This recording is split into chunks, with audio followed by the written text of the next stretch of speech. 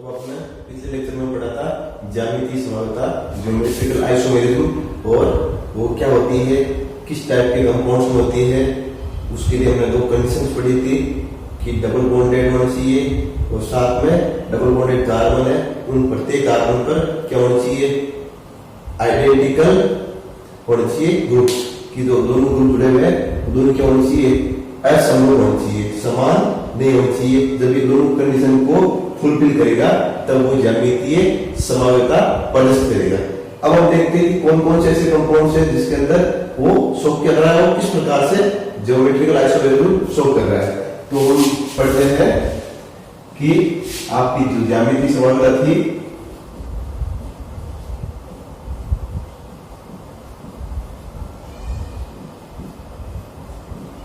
Geometrical isomerism,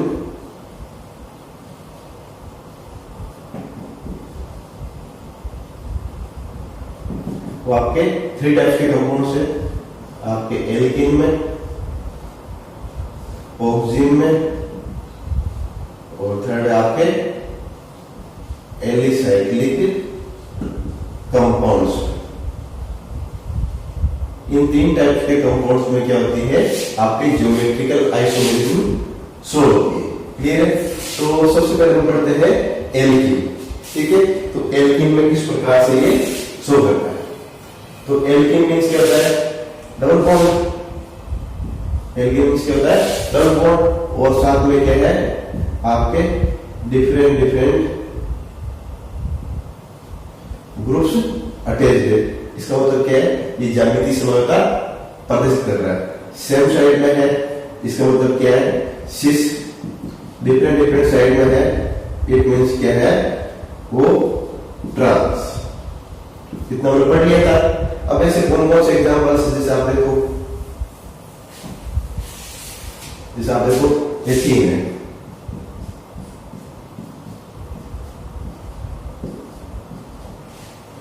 क्या ये geometrical isomerism show कर रहा है?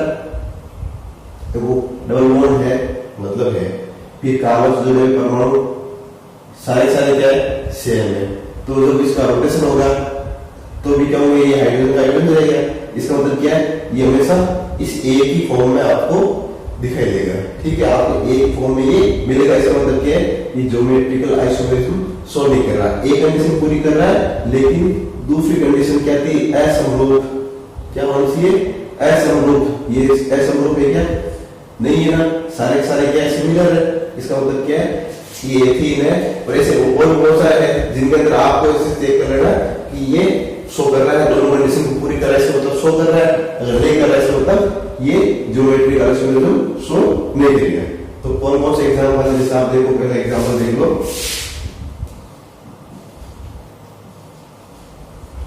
1,2 डाइक्लोरोइथीन। इथीन मींस दो कार्बन है, ठीक है, 1,2 डाइक्लोरो, एक कार्बन इसमें भी क्या है, क्लोरो, दूसरा कार्बन इसमें भी क्या है, क्लोरो। एक दो तीन पूरी इसमें, मतलब एक हाइड्रोजन जोड़ दो और एक हाइड्रोजन यहाँ जोड़ दो। तो देखो ये कार्बन इस पे जुड़े हुए दोनों ग्रुप्स क्या है, अलग अलग है। डबल बॉन्ड इसका मतलब क्या है, ज्योमेट्रिकल आइसोमेरिज्म है। अब देखो जो आपके सेम है ग्रुप, को एक साइड में डबल बॉन्ड के, अलग अलग साइड में। तो देखो ये डबल बॉन्ड है, इसके एक साइड में है ये Cl, ये Cl, एक साइड में है ये हाइड्रोजन, ये हाइड्रोजन नीचे है। इसका मतलब क्या है, ये सिस फॉर्म होगी किसकी, 1,2 डाइक्लोरोइथीन की सिस फॉर्म। ट्रांसफॉर्म क्या होगी,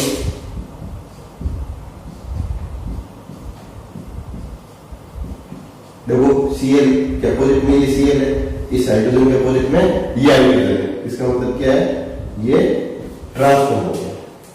क्लियर हो गया? तो ये आपके क्या हो गया, पहला एग्जांपल हो गया 1,2 डाइक्लोरोइथीन।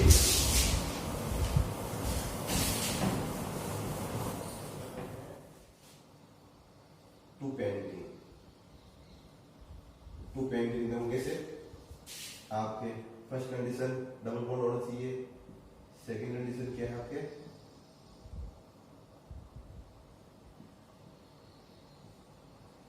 कि डबल बॉन्ड से जो जुड़े हुए कार्बन है उन दोनों के ऊपर क्या होना चाहिए, असमरूप समूह होना चाहिए।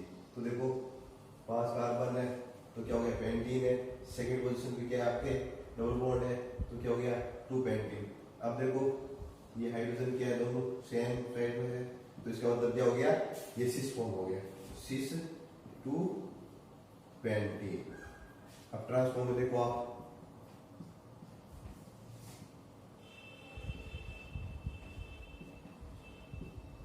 अपोजिट साइड में है, इसका मतलब क्या हो गया ट्रांस 2 पेंटीन। क्लियर हो गया। थर्ड एग्जांपल देखो आप 3HCl, ठीक है। इसको देखो बीटा एमाइलिन भी बोलते हैं, ये इसका क्या है रूट नेम है, ठीक है।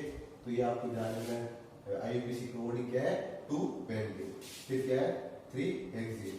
तो देखो first condition double bond, second condition असमरूप समूह नॉन आइडेंटिकल ग्रुप्स अटैच होने चाहिए, ठीक है। तो देखो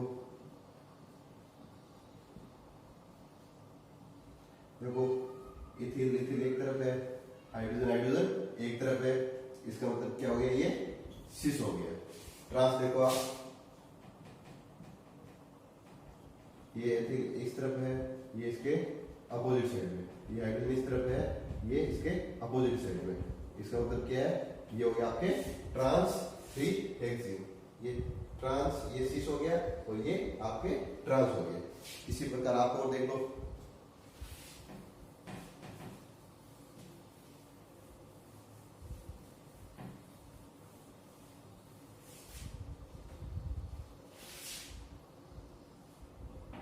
वन ब्रोमो प्रोपेन, ठीक है। तो देखो कैसे, first condition double bond, second condition non identical या असमरूप समूह। तो क्या वन ब्रोमो है तो फर्स्ट कार्बन पे आप जोड़ दो ब्रोमीन और फिर आप जोड़ दो CH3 और H। तो क्या मतलब क्या है, ये दोनों अपोजिट साइड में, इट मींस ये क्या हो गया आपके ट्रांस 1 ब्रोमो प्रोपेन, ठीक है। अब सेम साइड में जोड़ दूंगा,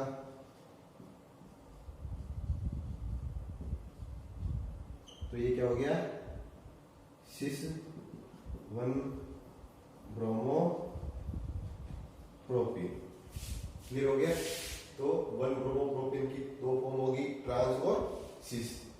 सेम साइड में है it means cis, opposite side में है इट मींस ट्रांस। क्लियर हो गया। उसके बाद अगला देखो आप,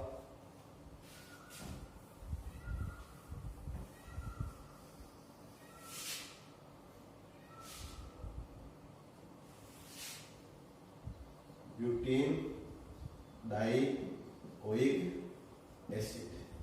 तो फर्स्ट कंडीशन आपके क्या है डबल बॉन्ड, सेकंड कंडीशन क्या है नॉन आइडेंटिकल ग्रुप।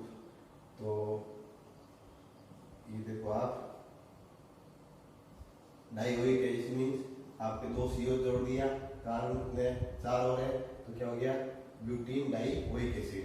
अब देखो ये CO ग्रुप एक साइड में है, हाइड्रोजन एक साइड में है, इट मींस क्या हो गया ये सिस ब्यूटीन डाइओइक एसिड। अब ट्रांस क्या हो जाएगा इसका, एक CO इस तरफ, दूसरा COH इसका अपोजिट साइड में, एक हाइड्रोजन इस तरफ और एक इसकी अपोजिट साइड में। तो ये क्या है अपोजिट साइड में, इट मींस ये क्या हो गया आपके trans butene dioic acid. Clear हो गया। उसके बाद अगला है आपके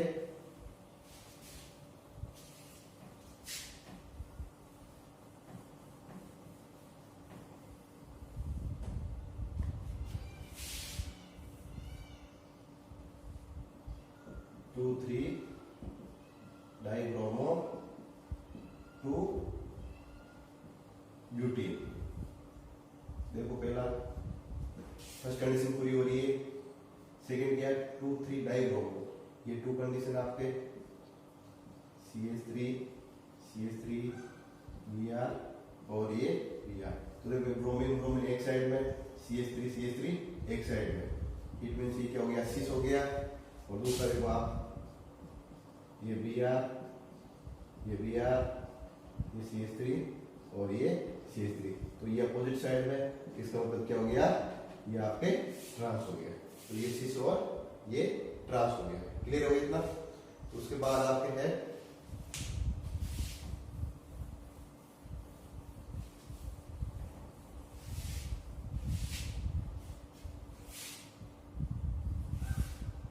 2 ब्यूटेनोइक एसिड।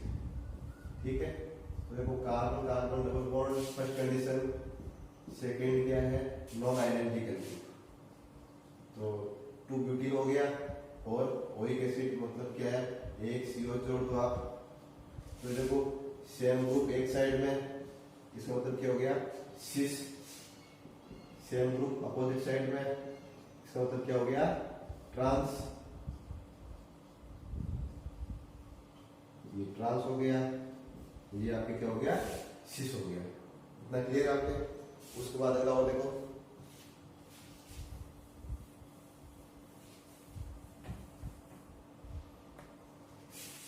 अगला एग्जांपल आपके सिनेमिक एसिड और एलोसिनेमिक एसिड। तो देखो क्या होता है,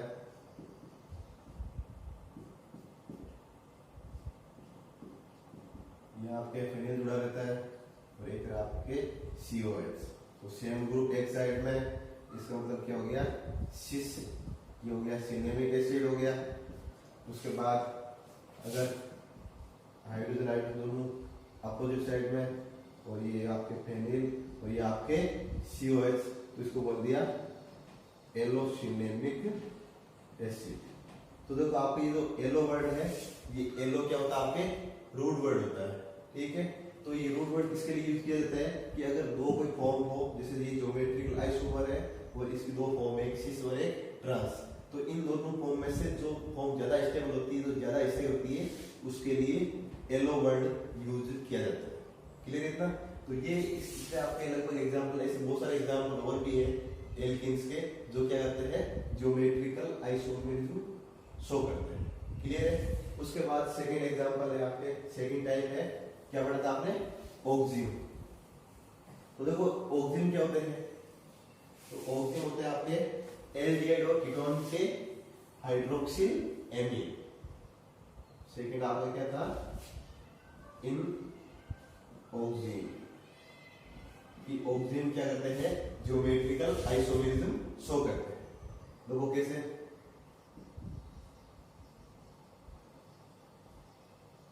ये मान लो एक ग्रुप एक है, ये आपके दूसरा है।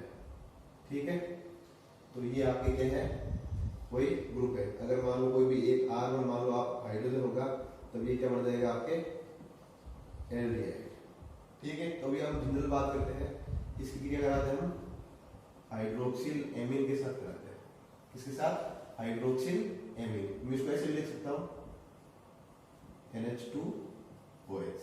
ठीक है, जब इनकी रिएक्शन कराएंगे तो इसका ऑक्सीजन और इसका H2 ये दोनों क्या हो जाएंगे जल अणु बना लेंगे और -H2 की फॉर्म में ये रिलीज हो जाएंगे। जब ये दोनों रिलीज होंगे तब ये दोनों क्या हो जाएंगे, यहाँ पे कार्बन के साथ नाइट्रोजन अटैच हो जाएगा, तो क्या हो जाएगा आपके R1C डबल बॉन्ड NOH और ये R2।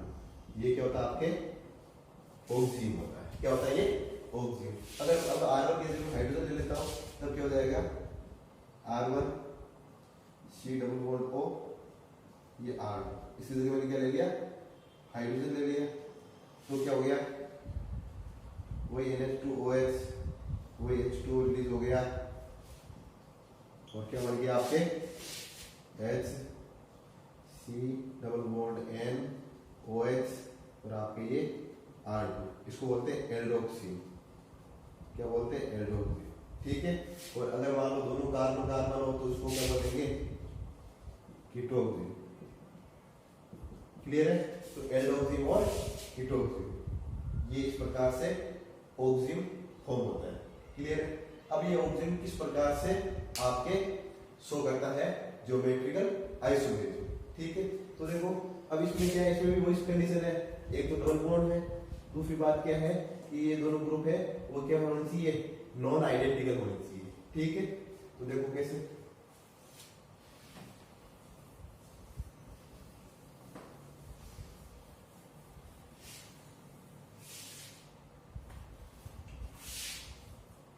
एग्जाम्पल देखो आप, एसिटाइलडोक्सी, एसिटाइलडोक्सी, ठीक है। तो ये किस प्रकार से आपके ज्योमेट्रिकल आइसोमेरिज्म शो करता है।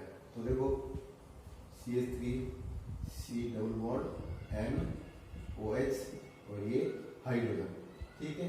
तो इसमें क्या है, अगर आपके हाइड्रोजन और आपके ये OH ग्रुप अगर ये दोनों एक साइड में हो तो उसे क्या बोलते हैं, सिन। क्या बोलते हैं इसको, सिन बोलते हैं। और इसी का आइसोमर होता है, सेकंड फॉर्म होती है वो आपके ऐसे होती है,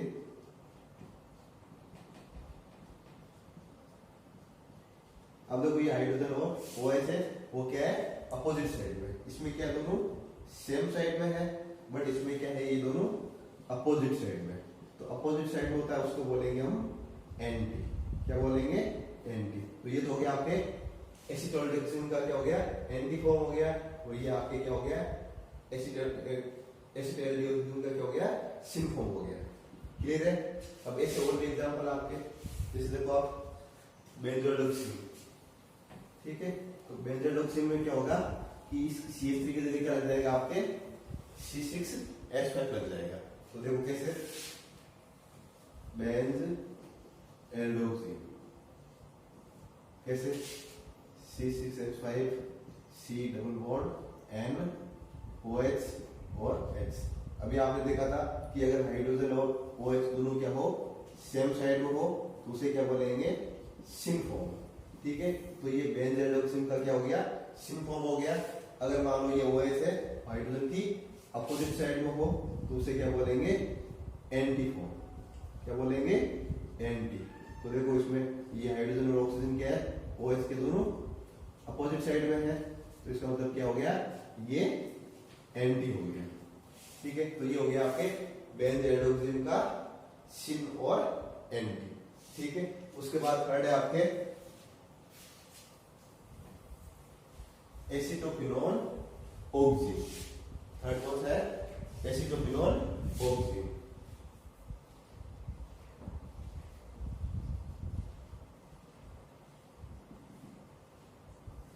इसके भी दो फॉर्म होते हैं, सिन और एंटी। कैसे,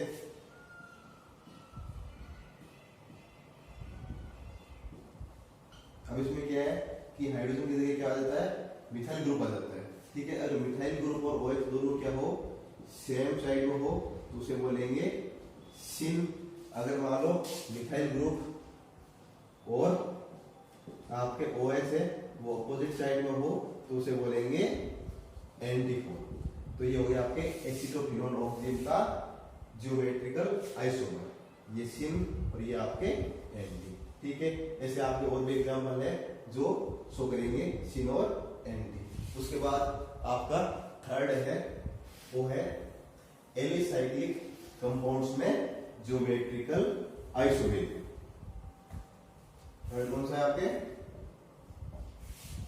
एलिसाइक्लिक कंपाउंड्स में ज्योमेट्रिकल आइसोमेरिज्म, ठीक है।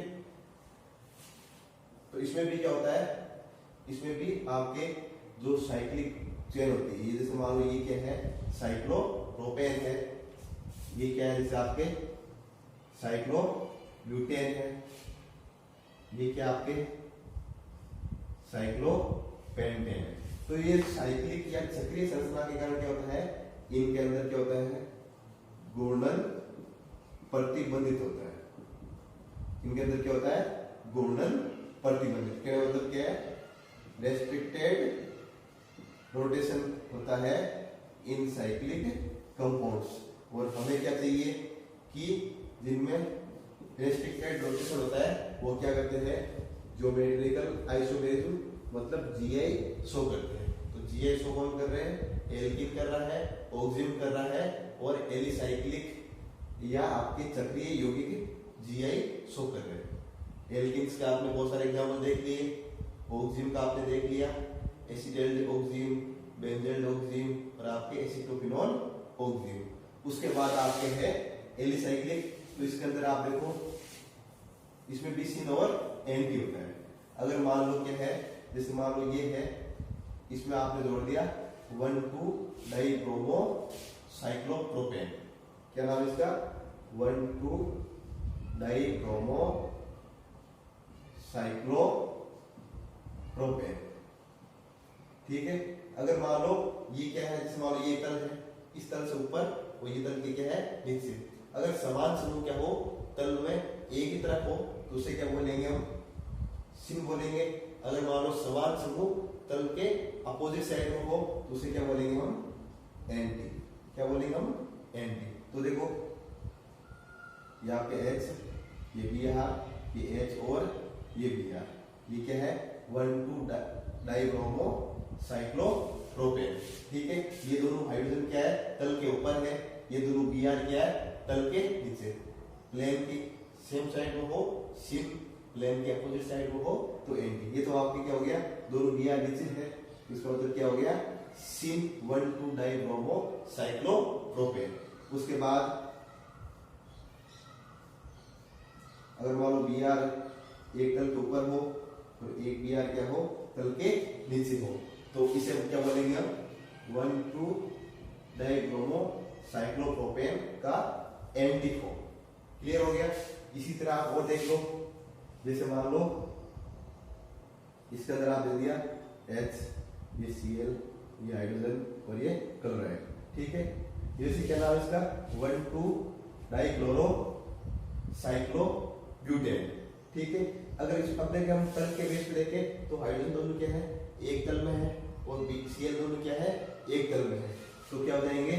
ये दोनों क्या हो गए? ये तो सिन हो गया, इसका एंटी फॉर्म क्या हो जाएगा आपके? ये हाइड्रोजन, ये Cl ऊपर हो गया, ये हाइड्रोजन नीचे हो गया, तो ये इसका क्या हो जाएगा? एंटी फॉर्म हो जाएगा। ये सिन हो गया और ये आपके क्या हो गया? एंटी हो गया। क्लियर है। इसी प्रकार इसमें देखो आप, भाई मान लो आप जैसे ये है 1,2 डाइब्रोमो साइक्लोपेंटेन। क्या नाम है? 1,2 डाइब्रोमो साइक्लोपेंटेन। ये H है, ये Br है, ये H है और ये Br है। ये दोनों तल के ऊपर, ये दोनों सेम है, वो तल के नीचे है, तो ये क्या हो गया आपके? सिन हो गया और इसका एंटी क्या हो जाएगा आपके?